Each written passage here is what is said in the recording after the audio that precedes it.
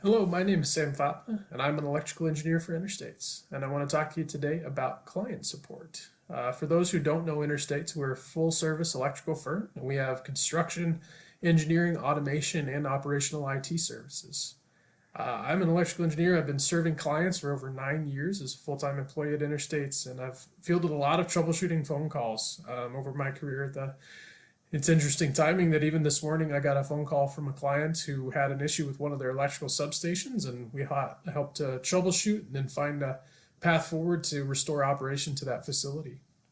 Some of the common things that we help troubleshoot at Interstates are things like a VFD chipping out on a fault or instrument issues with a level transmitter, for example, that's flaky and we're not getting good readings out of it.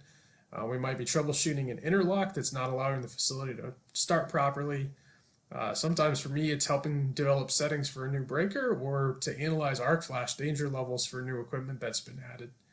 Um, all of those things really get back to our core value of we care about dependability and family as a couple of our core values at Interstates.